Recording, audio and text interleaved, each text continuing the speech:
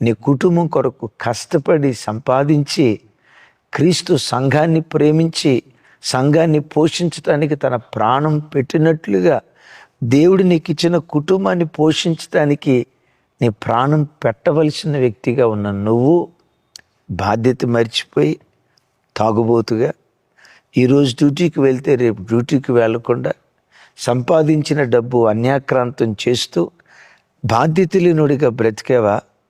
నీ బాధ్యత రాహిత్యమే నీ ఓటమికి కారణమైంది. తమ్ముడు, అమ్మా నాన్న వాళ్ళు లక్షల రూపాయలు డొనేషన్లు కట్టి కార్పొరేట్ స్కూల్లో చదివిస్తే బాధ్యత లేనుడిగా కాలేజీకి అని బయలుదేరి వెళ్ళి పార్కుల చుట్టూతో తిరిగావా? అమ్మా నాన్నోళ్ళు నమ్మి వేల రూపాయలు ఫీజులు కడితే చదువుతున్నాను అని యాక్షన్ చేస్తూ పుస్తకాలు తెరిచి చదువుతున్నట్లుగా వాళ్ళ ముందు యాక్షన్ చేసి ఆ పుస్తకాల మధ్యలో సెల్ ఫోన్ పెట్టుకొని చాటింగ్ చేసావు కదా, ఫోన్తో ఆడుకున్నావు కదా, ఫేస్బుక్తో ఆడుకున్నావు కదా, ఎవరెవరికో మెసేజీలు పంపించావు కదా, ఎవరెవరితోనో వీడియో కాల్స్ చేసావు కదా.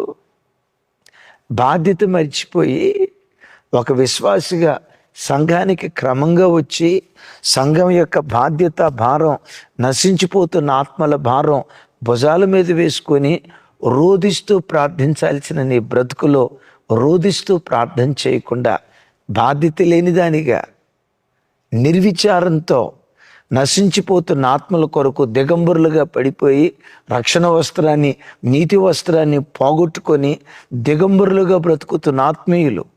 నోవహు ఎవరు?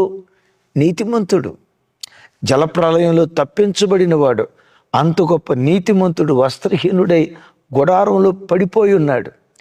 ఒకప్పుడు ఎంతో నీతిపరులుగా బ్రతికిన అనేక మంది క్రైస్తవులు, భక్తికి నిలువుటద్దంగా బ్రతికిన అనేక కుటుంబాలు భక్తి జీవితాన్ని కోల్పోయి, ఆత్మీయతను కోల్పోయి, ప్రార్థన జీవితాన్ని కోల్పోయి, రక్షణ వస్త్రాన్ని కోల్పోయి దిగంబరులుగా అనేక మంది నీ కళ్ళ ముందు కనపడతా ఉంటే నువ్వు కడుపు నిండా తిని కంటారా నిద్రపోతూ నువ్వు ప్రశాంతంగా బ్రతకగలుగుతున్నావంటే నీవెవరివి? కూషీయుడివి, హాము సంతానం, ఒక బాధ్యత లేని విశ్వాసివి అన్న సంగతి గ్రహించు.